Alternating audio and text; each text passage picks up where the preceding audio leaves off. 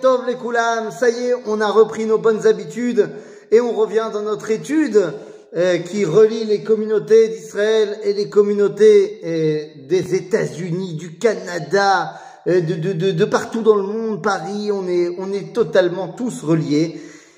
Et c'est très fort de se retrouver particulièrement dans cette paracha de Lech Lecha, la paracha qui va voir la naissance du peuple d'Israël. Alors les amis, qu'est-ce qu'on va pouvoir sortir de cette paracha extraordinaire? Les amis, je voudrais vous dire simplement la chose suivante. La paracha de Lech Lecha voit les balbutiements de l'identité juive, de l'identité d'Israël telle qu'elle doit être. Et quand on va aller regarder un petit peu plus loin dans cette paracha, eh bien, il s'agit tout simplement de la naissance d'un projet. La naissance d'un projet qui est le projet d'Akadosh Baruch Hu. La première question qu'on doit se poser, c'est, mais enfin, Vayomer Hashem el Avram. La paracha s'ouvre sur le fait que Dieu parle à Abraham. Bon, pourquoi pas? Mais il y a quand même une question qui se pose. Mais qui est cet Abraham? Dans la paracha précédente, on avait Dieu qui parle à Noach. Sauf que avant de voir Dieu se dévoiler à Noach, on nous avait présenté Noach comme étant Ish Tzadik, Tamim Haya Bedorotav. Donc je me dis, si Noach est un Tzadik, je peux comprendre qu'il reçoit le dévoilement divin. Ici, on ne sait pas qui est Abraham. Du moins, le Midrash, le Abraham midrashique, on le connaît très bien depuis très longtemps. Mais la Torah n'a pas jugé bon de nous raconter toutes les histoires midrashiques sur Abraham pour voir à quel point il était tzaddik. Et lorsque Dieu se dévoile à lui, on ne sait pas, d'après la Torah, quelle est sa dimension, quelle est sa grandeur, qu'est-ce qu'il fait. Nous n'avons aucune indication sur les actions d'Abraham. Alors comment ça se fait que Dieu lui parle? Pourquoi Dieu a-t-il choisi Abraham pour se dévoiler à lui? Que sait-on d'Abraham? Eh bien, si on regarde un tout petit peu avant la paracha de Lech Lecha, c'est-à-dire les derniers versets de la paracha de Noach, c'est là qu'on va nous présenter Abraham. Et qu'est-ce qu'il y a marqué là-bas? Ve'ele toldot Terach. Terach olid et Avram, et Nachor, ve'et Haran.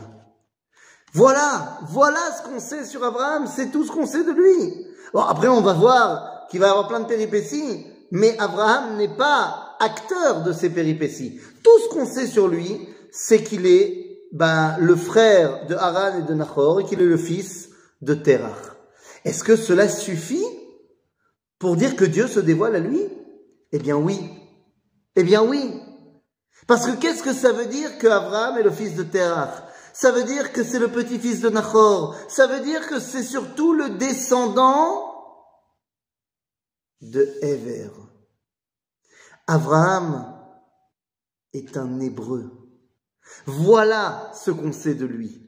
Voilà ce qui nous est présenté dans la Torah. Dans notre paracha, on va voir à un moment donné qu'Abraham est appelé Abraham Ivri. Abraham l'Hébreu. Rachid nous dira, c'est parce qu'il a traversé le fleuve que le monde entier est d'un côté idolâtre et lui, il est de l'autre côté monothéiste. C'est vrai. Bien sûr que c'est vrai. Mais ce n'est pas pour ça qu'il est hébreu. Il est hébreu d'abord et avant tout parce qu'il est le descendant de Héver. Héver Navi Aya, nous disent nos sages, puisqu'il a appelé son fils Peleg en sachant que du vivant de son fils, il y aurait la tour de Babel. En d'autres termes, Héver porte en lui la dimension de la prophétie. Abraham, on ne sait pas à quel point il est tzaddik, du moins pas dans la Torah, mais on sait qu'il est le descendant de Héver. En cela, il porte, le potentiel prophétique. Mais alors, j'ai dit, on nous le présente à la fin de la paracha de Noach, et on nous le présente comment? Eh bien, on nous le présente faisant partie d'une famille, une famille très particulière. Terach est l'ancien de la famille, on pourrait dire c'est la génération d'avant, et Terach donc a 3 fils, Abraham, Nachor et Haran. Seulement, on nous dit tout de suite, Vaharan olidet Lot. Très bien, il y a une suite des générations, mais voilà que la tragédie arrive. Vayamot Haran al pene Terach aviv be'eretz moladeto be'ur kasdim. Et Haran est mort du vivant de son père à Ur Kasdim, dans le pays de sa naissance. Ur-Kasdim, c'est le nom de la ville, à Ur, en Chaldée, c'est-à-dire en Mésopotamie, c'est-à-dire dans le sud de l'Irak actuel. Mais pourquoi est-il mort? Le Midrash nous raconte l'histoire de la fournaise qu'on connaît très bien. Nimrod, roi de Ur, voyant que Abraham a détruit les idoles, eh bien va le jeter dans la fournaise. Et il pose la question à Haran, tu es avec qui? Tu es avec ton frère ou tu es avec moi? Et Haran dit, on verra bien. Et si Abraham s'en sort, je suis avec lui, sinon je suis avec toi. Abraham s'en sort, mais parce qu'Abraham est convaincu, et Dieu le protège. Haran, c'est un peu un trumpiste, c'est un peu quelqu'un qui s'arrange avec tout le monde, et donc il dit, Abraham il est sorti, alors je suis avec Abraham. Et donc lui ne sortira pas vivant de cette fournaise.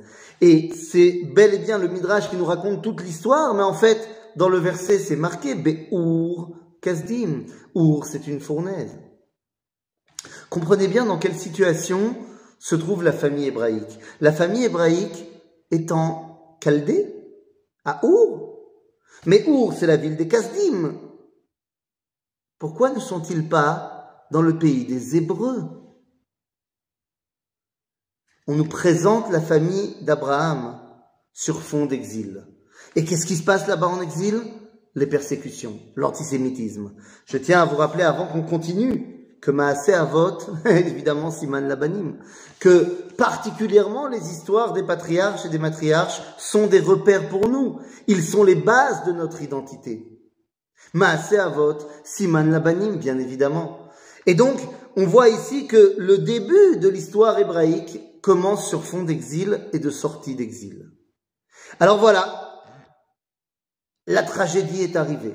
L'antisémitisme, si je puis dire presque la Shoah, a décimé Haran, qui représentait un tiers de la famille hébraïque. Évidemment, toute ressemblance avec un cas qui s'est passé il y a plus de 70 ans serait pas du tout fortuite et pas du tout involontaire. Maaseh Avot Siman Labanim. Et alors, qu'est-ce qui se passe après? Eh bien, une fois que Haran a été tué, la première chose à faire, eh bien, c'est d'assurer la pérennité de la famille. Donc, tout de suite, Terach vaikach Avram venachor lahem nashim. Terach va marier ses deux fils restants. Shem eshet Avram Sarai ve Shem eshet Nachor Milka. Bat Haran avi Milka va avi Iska. Sarai et Milka sont les filles de Haran. Ce sont, si on peut dire, les rescapés de l'antisémitisme, ainsi que Lot. On a marié les rescapés avec le reste de la famille, et que faire maintenant? Eh bien, on va quand même pas rester à Ur-Kasdim. Et à ce moment-là, Vaikar Terach et Avram beno, ve et Lot ben Haran ben beno, ve et Sarai kalato, eshet Avram beno, vaitzeu itam, lalev me Ur-Kasdim, lalechet arza Kenaan. Ils décident de partir de Ur-Kasdim, parce que l'antisémitisme est trop puissant là-bas. On ne peut plus vivre en Pologne, à Ur-Kasdim. Le lapsus n'était un tout petit peu volontaire. Et donc à ce moment-là, où est-ce qu'on va? Eh bien, Terach, le chef de la famille, décide de partir Be'eretz Kenaan, en terre d'Israël. Mais pourquoi il va là-bas? Eh bien, je vous le donne en mille. Parce que la terre de Canaan, c'est la terre des Hébreux. C'est marqué noir sur blanc dans le livre de Bereshit.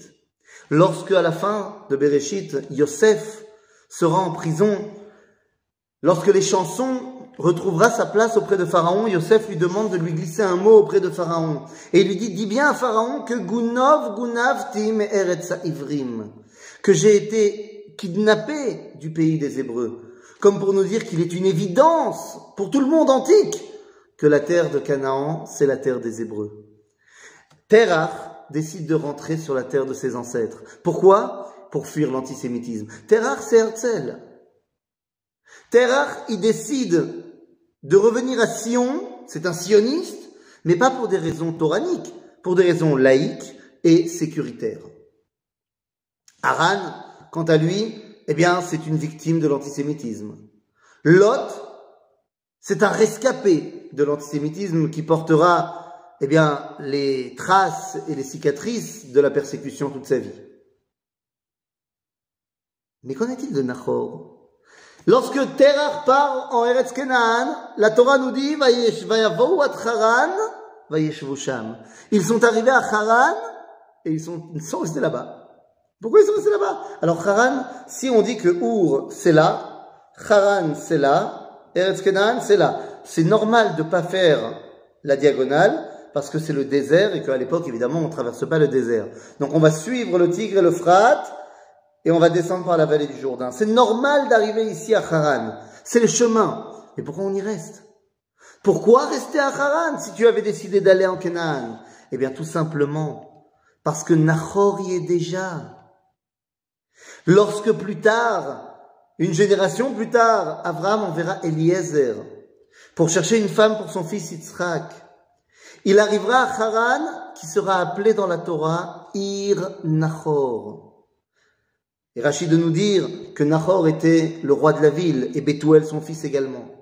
Donc Nahor, il n'a pas besoin de fuir Ur-Kasdim. Ça fait bien longtemps qu'il est parti. Parce que Nahor a vu l'antisémitisme grandir et il n'a pas attendu de prendre le coup de bâton. Il est parti à Haran. Haran, les amis, c'est la grande ville.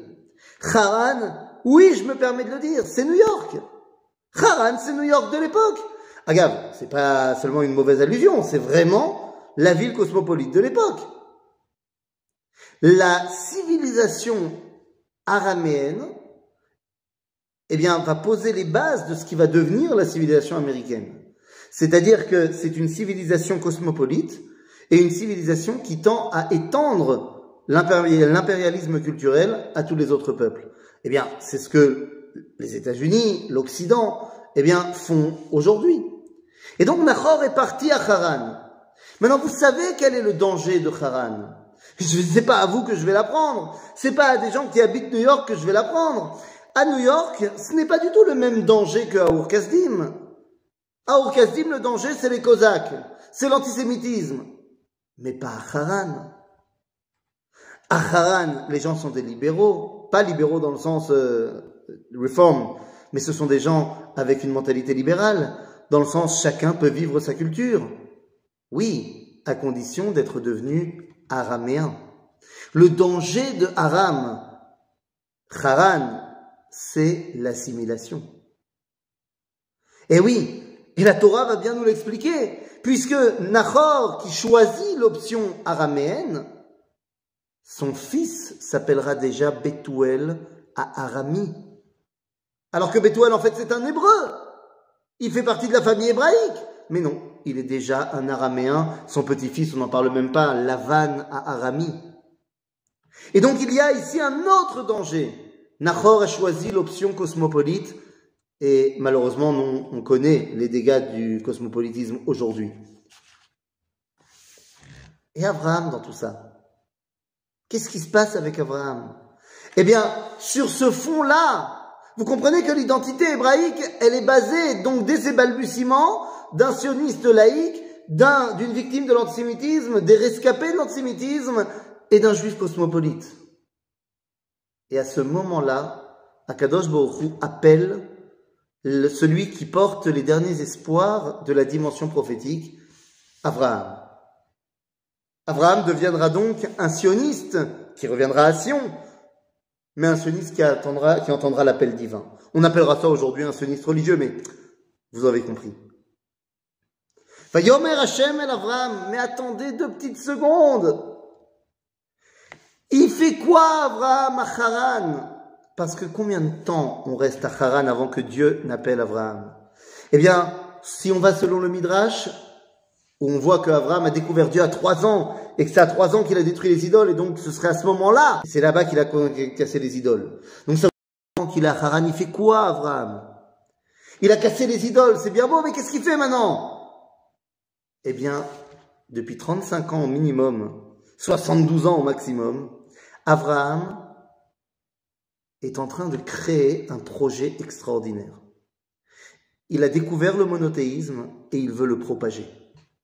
Abraham décide de créer une religion monothéiste cosmopolite. Et il transmet cela à qui veut bien l'entendre. Et comme Abraham, c'est pas moi, et il est bien meilleur que moi, eh bien Abraham Avinu, Aïtana Ezrachi. Abraham Avinu, il réussit super bien dans son boulot de conversion globale du monde entier à la religion d'Abraham. Eh bien, nous dira le Rambam dans Ilchot Avodah Zarah, chapitre 1, Halacha 14, nous dit Ad shenit kabetsu elav alafim urvavot. Abraham a des dizaines de milliers d'élèves. Ça marche super bien, son truc. Il est en train de créer une religion cosmopolite et monothéiste. Mais ne vous y trompez pas. Ce n'est pas le judaïsme. Non, ce n'est pas le judaïsme. Ça ressemblerait beaucoup plus à une religion qu'on connaît bien aujourd'hui qui s'appelle l'islam. Religion cosmopolite, monothéiste. Pourquoi je dis l'islam?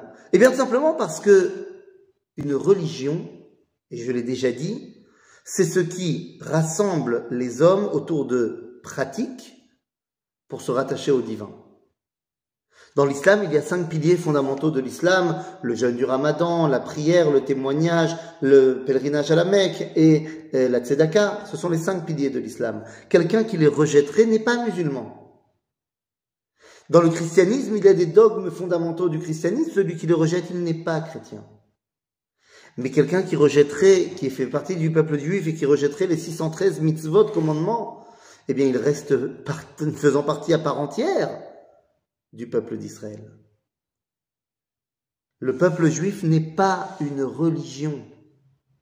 Religion vient du terme religius, relié, mais vous comprenez ce qu'on est en train de dire?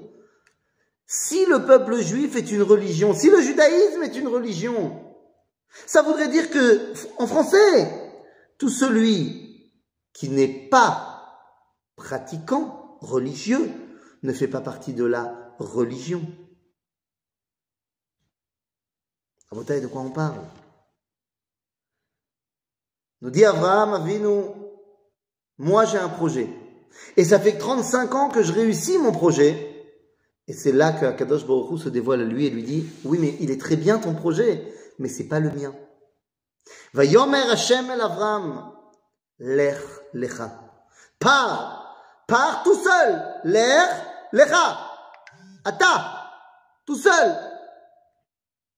Vazma, ve'esra legoy gadol.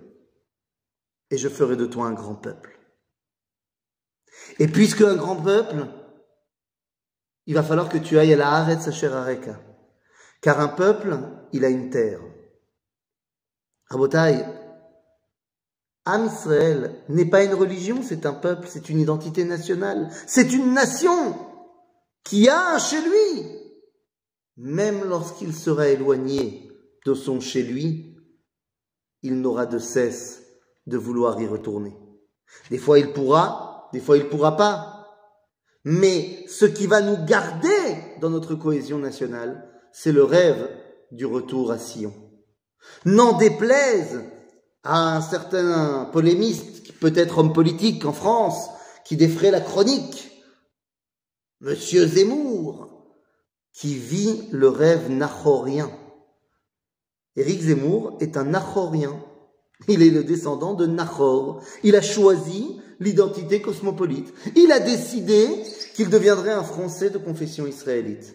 Et il citera, à Dieu ne plaise, les citations de Bonaparte, qu'il faut que Paris devienne Jérusalem. Mais non. La tradition d'Israël a gardé l'an prochain à Jérusalem. Dieu dit à Abraham, je veux faire de toi un peuple avec une terre. Pourquoi faire? L'objectif n'est pas de se recroqueviller sur nous-mêmes. Et là, au contraire, le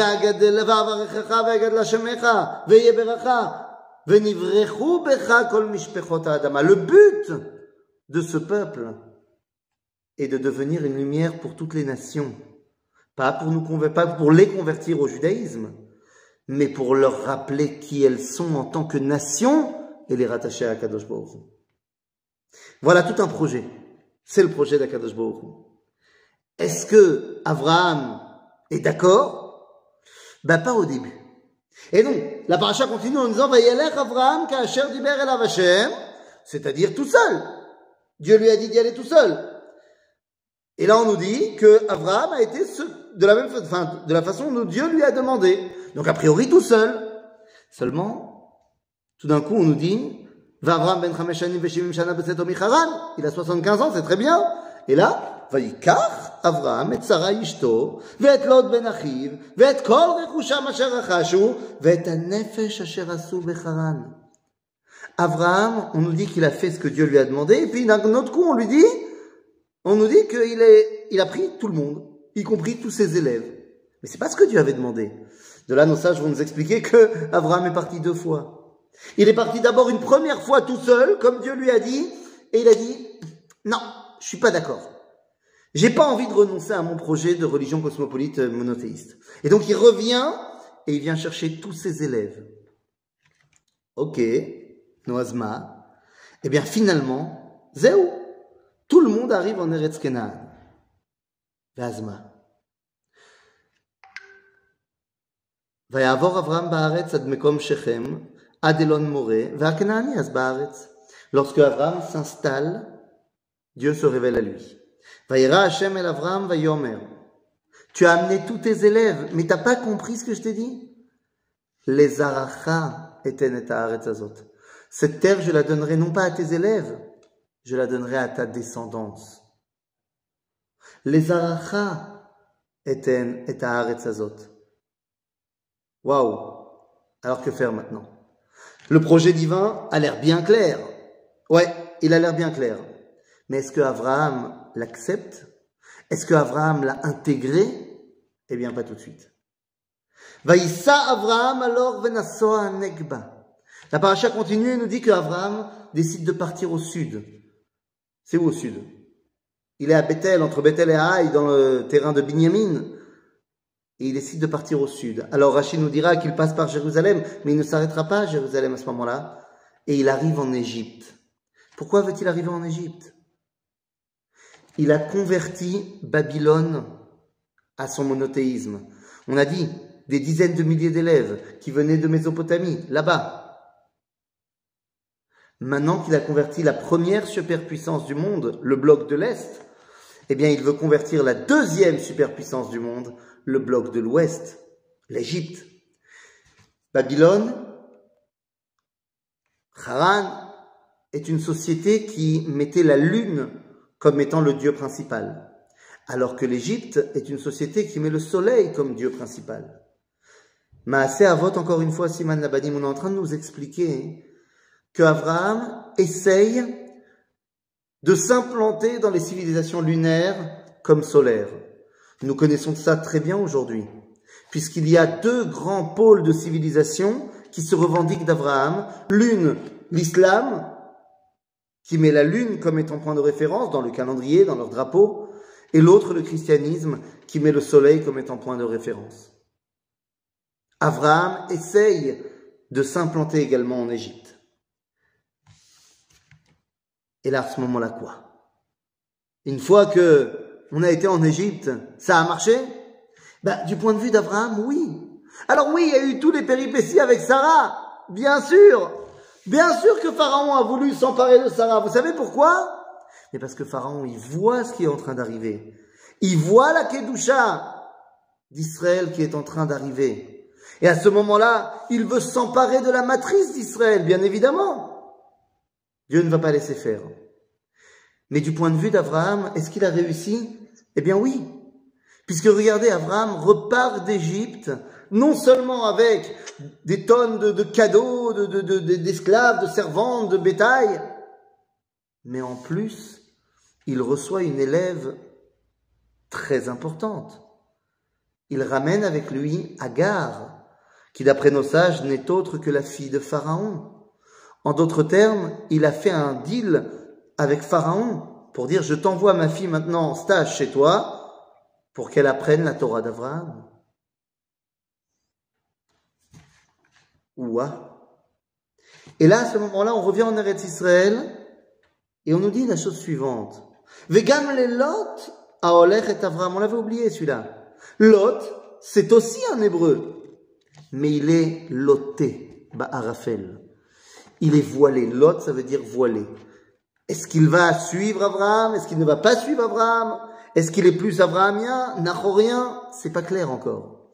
Mais une chose est sûre, il a énormément de bétail lui aussi. Je vous rappelle que Abraham s'était fait passer pour le frère de Sarah. Lot est le frère de Sarah. Donc tous les cadeaux qu'Abraham a reçus, en tant que frère d'eux, Lot les a reçus également. Donc c'est tout à fait normal de trouver un Lot qui est avec énormément de bétail aussi.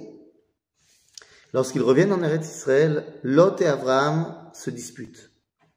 Ils se disputent quoi? L'héritage de cette terre. Lot dit, Dieu t'a promis cette terre à ta descendance. Tu n'as pas d'enfant. Donc, quelque part, le seul fils que tu as, c'est moi. Je suis ton neveu. Mais c'est moi qui vais hériter de toi. Oui? Non. C'est moi qui vais hériter de toi. Et nous avons ici pour la première fois deux personnages qui prônent le monothéisme, qui sont de la même famille, qui se revendiquent de la même origine et qui se disputent pour la terre d'Israël. Encore une fois, toute ressemblance avec un cas actuel n'est pas du tout fortuit et pas du tout involontaire. Et finalement, comment Abraham va gérer la mériva, la dispute entre Lot et lui? Eh bien justement comme une mériva. Mériva, c'est quelque chose qu'on gère à l'amiable. Alors que la Torah nous présente la dispute entre Abraham et Lot comme étant une rive. Rive, c'est ce qu'on est censé gérer au Beth Hamishpat. Abraham aurait dû faire la justice, car oui, Dieu lui a promis la terre, mais elle n'est pas encore à lui. Et Lot faisait comme si elle lui appartenait déjà. Mais Abraham ne veut pas aller au conflit. Vous connaissez bien Abraham, Midat HaChesed. Il ne veut pas faire la justice, du moins pas encore. Et donc, il choisit la solution de facilité. Il dit à Lot, écoute, choisis un endroit et on fera les accords de Camp David, on fera les accords d'Oslo, je te donnerai une partie à toi, je veux pas gérer, voilà, retrait unilatéral. Tu fais ce que tu veux. Et une fois que Lot s'est séparé d'Abraham, Azma Koré, V'Hashem Amar El Avram. Acharei pared Lot meimo. Dieu se dévoile à lui une fois que la séparation avec Lot est actée. Et là, Dieu lui dit, ce que tu as fait avec Lot, en pensant que tu pouvais te séparer d'une partie de la terre d'Israël, car tu ne veux toujours pas comprendre quel est le projet. Eh bien, sache que maintenant que tu t'es séparé de lui, écoute-moi bien. Acharei pared Lot meimo, sana enecha ureh. מן המקום אשר אתה שם צפונה ונגבה וקדמה וימה כי את כל הארץ אשר אתה רואה לך אתננה ולזרעך עד עולם. Tu as vu toute la terre là? C'est à toi et à ta descendance que je vais la donner. Tu n'avais pas le droit de te séparer d'une partie de la terre pour la donner à l'autre, car je te l'ai donné à toi et à ta descendance. Il va falloir que tu comprennes, Abraham, et ça y est, maintenant il comprend, que le destin du peuple d'Israël est lié à la terre d'Israël. Il ne pourra pas s'exprimer pleinement à l'extérieur. Et bon, maintenant qu'on vient de lui repromettre encore une fois que c'est à sa descendance qu'il allait donner la terre d'Israël, mais que faire? Abraham, il n'a pas de descendance. Et il a tellement pas de descendance que la Torah nous dit Achara devarim haele hayad dvar Hashem el Avram b'machazeh lemor. Al tira Avram. Nous sommes après la guerre qu'Avram devra faire pour aller libérer Lot. Anochi magen lach schachar b'mod. Vayomer Avram Adoni. Vayomer Avram Adonai Elohim. Ma titen li. Vanochi olech hariri. Tu m'as tellement fait des promesses fantastiques, mais je suis stérile. Ou ben meshek beiti yoreshoti. Damesek Eliezer. Peut-être que finalement, celui qui va hériter de moi, c'est mon élève. Il retombe dans ses travers de vouloir transmettre à ses élèves, de recommencer une nouvelle religion, mais cette fois, pas avec les gens de l'Est, mais avec les gens de l'Ouest. Damesek Eliezer. Peut-être qu'il veut créer ici maintenant le christianisme. Il va avoyer. Après l'islam, le christianisme. Et Dieu lui dit, mais, Shnia, Vayomer, Hashem, והנה דבר השם אליו לאמור לא יירשך זה כי אם אשר יצא ממך הוא יירשך. Dieu lui dit clairement, mais non, mais tu n'as pas compris. Ce n'est pas lui qui va hériter, c'est celui qui sortira de tes entrailles. Ça doit être une famille, un peuple. Parce qu'avec un élève, on peut se séparer de l'élève. Comme va faire Rabbi Yoshua ben Perachia qui se séparera de Jésus. Aval une famille, on ne s'en sépare pas. Très bien. Abraham a compris. Abraham accepte. Nachon, ça passera par ma famille, par mon fils. Mais ça ne marche pas avec Sarah. Et à ce moment-là, vous connaissez l'histoire, Sarai vient voir Abraham et lui dit, écoute, prends Agar et un fils avec elle. Ça fait 10 ans qu'on est en Eretz Canaan, je n'ai toujours pas réussi à avoir d'enfant, essaye avec Agar. Mais rappelons-nous, Agar, du point de vue d'Abraham, c'est l'idéal qu'il recherchait. Puisque Agar n'est autre que la fille de l'Égypte. Et donc pour Abraham, c'est un compromis magnifique entre l'idée qui est la sienne, d'avoir une religion cosmopolite, et l'idée d'Akadosh Baruch Hu d'avoir un peuple qui passe par son fils. Il a fait, on a collé les deux. Et il va y avoir un fils qui s'appelle Ishmaël, on le connaît très bien. Le problème, c'est que lorsque Ishmaël vient au monde, se crée une nouvelle identité qui se revendique des descendants d'Abraham. Nous le connaissons très bien, l'islam d'aujourd'hui, qui est monothéiste et qui prétend avoir le monopole sur la terre d'Israël, sur la relation à Dieu. Ishmaël est l'aîné. Oui, mais n'oublions pas une chose. D'après l'enseignement de la Torah, Agar est la servante de Sarah. Vous savez, à l'époque d'Abraham, la Torah n'a pas encore été donnée. Mais il y a des lois. Il y a des lois qui gèrent la vie en société. Eh bien, parmi ces lois, nous les avons retrouvées. Ce sont les lois de Hammurabi, qui sont exposées au Louvre. Et on a là-bas les lois sur l'héritage. Dans les lois de Hammurabi, tout à fait. Et là-bas, on nous explique que si un homme est marié, que sa femme n'arrive pas à avoir d'enfant, il pourra prendre une servante.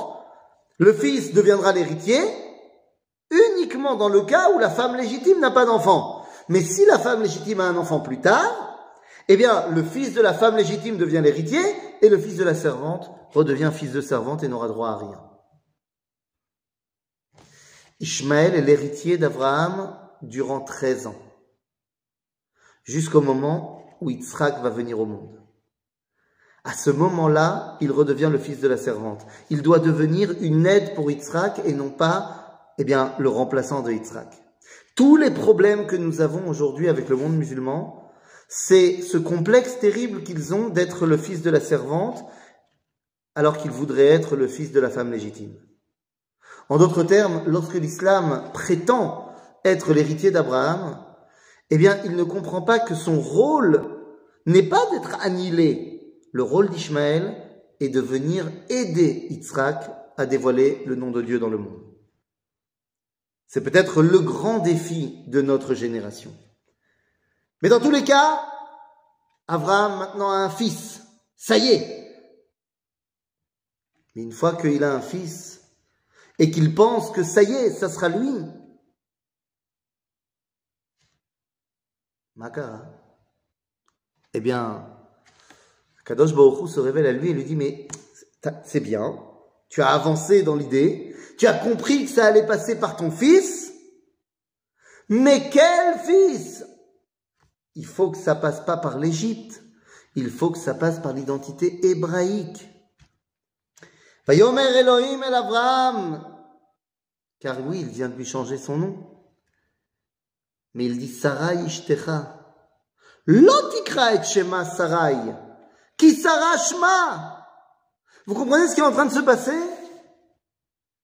Abraham n'a pas d'enfant avec Sarah. Je ne sais pas depuis combien de temps ils sont mariés, mais ça fait des dizaines d'années, ça fait au moins 10 ans qu'ils sont en Eretz Israël. Et Dieu révèle à Abraham un secret incroyable. Elle dit, mais c'est normal qu'elle n'ait pas eu d'enfant. Parce que t'arrêtes pas de l'appeler Sarai. Abraham s'appelle Avram. Et à un moment donné, Dieu va lui changer son nom en Abraham. Avamon goim netaticha. C'est-à-dire que le changement de nom d'Abraham, c'est pour lui permettre de réaliser son projet universel. Non pas cosmopolite, mais universel. D'être un peuple qui doit rayonner sur les autres peuples, tout en gardant sa spécificité, tout en leur laissant leur spécificité. Mais Dieu dit à Abraham, mais pour ce qui est de Sarah, elle s'appelle Sarah. Arrête de l'appeler Sarai. Sarai, ça veut dire à Sarah Sheli. En d'autres termes, Abraham limite Sarah à lui-même. Il ne comprend pas qu'il a un rôle universel à jouer avec elle. Et donc Dieu dit à Abraham, mais tant que tu l'appelles Sarai, c'est pas possible. C'est pas possible. Alors maintenant, Sarah va redevenir Sarah. Ça y est. Et maintenant qu'elle redevient Sarah, Azma Koré. Et bien maintenant qu'elle redevient Sarah, il manque une dernière chose. Une dernière chose pour amener à l'avènement de l'identité hébraïque qui continue. Pour amener à la naissance de Yitzhak. Lorsque enfin Sarah est devenue Sarah, on peut réaliser avec Abraham le projet final. Brit Amila. Brit Amila. Brit Amila, c'est quoi? C'est l'alliance de faire partie de cette famille abrahamique qui va hériter de la terre d'Israël et qui va pouvoir, grâce à cela, eh bien, tout simplement, mettre en pratique le projet divin. Une fois que Sarah est Sarah, que Abraham est Abraham, que Dieu a clairement dit que l'héritier ne serait pas Ishmaël, mais serait Yitzhak, et que Abraham l'a accepté, alors on peut lui donner l'ordre de Brit Amila. Yitzhak n'est pas encore né. Mais l'ordre de Brit Amila permet de cristalliser la relation entre Akadosh Baruch Hu et la famille d'Abraham et Sarah. Bene Brit. La bracha que nous disons à chaque Brit Mila, c'est l'achniso bebrito shel Abraham Avinu. Et c'est quoi cette bracha de nous faire rentrer dans l'alliance d'Abraham Avinu? On parle de l'alliance que Dieu fait avec nous pour nous donner une terre, un peuple où on va pouvoir s'exprimer. Car c'est de cela qu'il s'agit. Est-ce que Am Israël est capable de s'exprimer ou pas? Pendant près de 2000 ans, on n'a pas été capable de s'exprimer. Ben oui, on n'avait pas le choix. On était complètement recroquevillés sur nous-mêmes. On était complètement enfermés dans les 4 coudées de la halakha, du Beth HaMidrash, pour survivre à l'exil. Dans la Brit Ben Abetarim, dans la première alliance que Dieu va faire avec Abraham, il le sort de sa tente et lui dit de regarder le ciel, et il lui dit compte les étoiles et regarde si tu peux les compter, ainsi sera ta descendance. Et on a tendance à penser que c'est de là que on a la promesse d'être comme les étoiles du ciel. Mais ce n'est pas le cas. La promesse où Dieu va nous dire qu'on va être comparé aux étoiles du ciel, c'est ce qu'il fera à Yaakov. À Abraham, il lui dit, dehors, vas-y, va dehors, et regarde, est-ce que tu peux compter les étoiles du ciel? Mais on a oublié que ça se passe pendant la journée. Nous dit le Kliyakar, ça se passe pendant la journée, donc Abraham, il voit pas les étoiles. Alors il voit quoi? Il voit le soleil. Et Dieu lui dit, Ko yezaracha. Ainsi sera ta descendance. Soleil. Oui, quand on est en exil, Yaakov part en exil, Dieu lui dit, maintenant vous allez être des étoiles. Bien fait. C'est-à-dire que même pendant l'exil, on va continuer à scintiller. On va continuer à avoir une petite lumière. C'est ce qui nous permet de survivre à l'exil. Mais lorsqu'on revient à la maison, on redevient soleil. Et on est capable d'éclairer de notre lumière. Abraham Avinu, pour mettre en pratique son projet, le projet d'Akadosh Baruch Hu, va devoir faire face aux nations du monde, tant sur un point de vue politique, dans la guerre contre les 4 rois babyloniens, que sur un point de vue idéologique, face à Pharaon, face à Avimelech. Abraham Avinu va devoir tout simplement se réaliser comme étant l'envoyé d'Akadosh Baruch Hu. Pour cela, il devra faire ce qu'on appelle Ichud Amidot. C'était peut-être un des plus grands enseignements de Manitou, du Rav Ashkenazi, l'union des valeurs. Ainsi, Abraham est censé réaliser cette dimension de Tzedaka ou Mishpat. Le but d'Abraham est de relier Midat HaChesed et Midat HaDin. Il est complètement Chesed. Son fils est complètement Din. Abraham doit accepter cela pour pouvoir réunir Midat HaChesed et Midat HaDin. Leman yitzaved banav ved beto acharav la'asot tzedaka ou mishpat. L'unité des valeurs, c'est le projet de dévoilement divin version Avraham Avinu. Cette unité des valeurs, eh bien, c'est ce que nous essayons de prôner aujourd'hui. Aujourd'hui, le Ham Israël, le peuple juif, est sorti d'exil. Toutes les communautés du monde qui sont encore en dehors d'Israël, elles aussi sont sorties d'exil. L'exil n'est pas seulement une dimension géographique, c'est une dimension nationale. Est-ce que le peuple juif n'a pas d'indépendance ou est-ce que le peuple juif a une indépendance et il y a des juifs qui ne sont pas encore en Israël? Aujourd'hui, Am Israël est indépendant et il y a des juifs qui ne sont pas encore là, mais ils sont rattachés à cette indépendance. Tous les juifs du monde aujourd'hui participent au dévoilement divin. Parce que tous les juifs du monde aujourd'hui sont considérés par les nations comme étant des représentants du peuple d'Israël. Lorsque l'État d'Israël a été créé, en un instant, le juif de Paris, le juif de New York, est devenu de facto un représentant de l'État d'Israël. Oh, les antisémites nous le font bien remarquer. Car la notion de peuple, rattaché à une identité, rattaché à une terre, peut continuer à survivre même à l'extérieur, si on est rattaché, ne serait-ce que par le fait qu'on va se tourner vers là-bas pour prier, ne serait-ce que par le fait qu'on va rappeler cette terre d'Israël dans toute notre filote. Avraham Avinu est celui qui nous montre le chemin.